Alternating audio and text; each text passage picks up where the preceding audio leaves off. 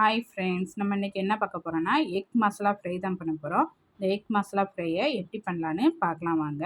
Egg masala fry பண்ணுறதுக்கு அடுப்பில் கடாய் வச்சு ஒரு 2 ஸ்பூன் அளவுக்கு ஆயில் விட்டுருக்கேன். ஆயில் சூடானதும் ஒரு பெரிய வெங்காயத்தை பொடியாக கட் பண்ணி போட்டுக்கலாம்.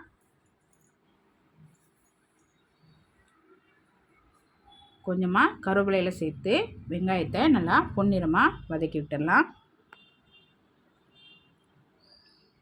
இப்போ நல்லா வதக்கியாச்சு.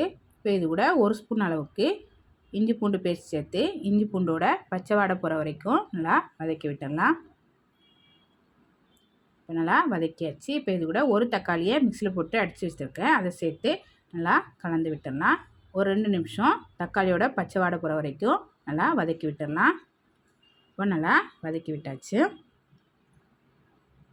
இப்போ இது கூட ஒரு 1/4 ஸ்பூன் அளவுக்கு மஞ்சள் தூள், 1/2 ஸ்பூன் மிளகாய்த்தூள், 1/2 ஸ்பூன் ஜீரகத்தூள், 1/2 ஸ்பூன் கரம் மசாலா தூள், ஒரு 1/2 ஸ்பூன் பெருஞ்சீரகத்தூள், ஒரு 1/2 ஸ்பூன் மல்லித்தூள், தேவையான அளவு உப்பு எல்லாம் சேர்த்து நல்லா கலந்து விட்டுடலாம்.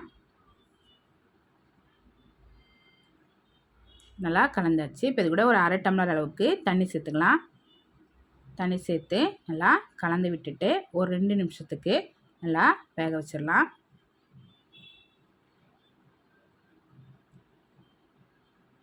ஒரு 2 நிமிஷம் நல்லா வெந்துடுச்சு.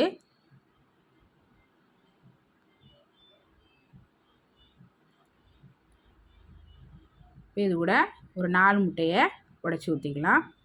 ஒரு முட்டையாக ஊற்றிக்கலாம்.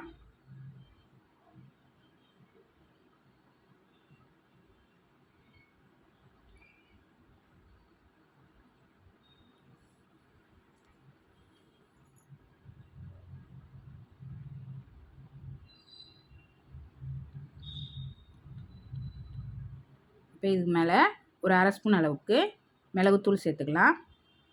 மூடி போட்டு அடுப்பை மிதமான தீயில வச்சு ஒரு 2 நிமிஷம் நல்லா வேக வச்சிடலாம். ஒரு 2 நிமிஷமாக ஒரு சைடு நல்லா வெந்துருச்சு.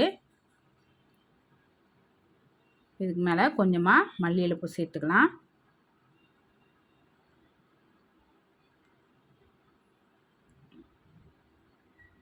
இப்போ கரண்டி வச்சு நாலாக பிரிச்சுக்கலாம்.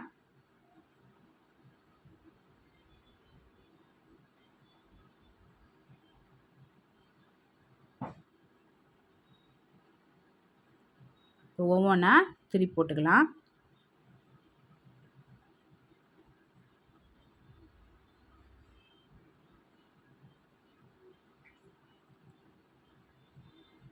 எல்லாத்தையும் திருப்பி போட்டு ஒரு 2 நிமிஷம் நல்லா வேக வச்சிடலாம்.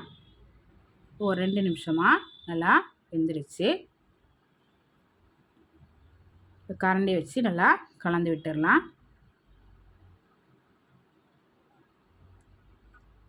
இப்போ முட்டை எல்லாத்தையுமே நல்லா கலந்து விட்டாச்சு.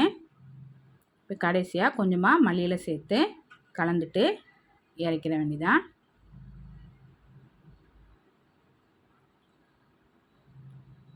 நீங்களும் இதுபோல் எக் மசாலா ஃப்ரை செஞ்சு பாருங்கள். பிடிச்சிருந்தா நம்ம சேனலுக்கு லைக் பண்ணுங்கள், ஷேர் பண்ணுங்கள், கமெண்ட் பண்ணுங்கள், சப்ஸ்கிரைப் பண்ணுங்கள். கூடவே பெல் பட்டனை ப்ரெஸ் பண்ணுங்கள். தேங்க்யூ.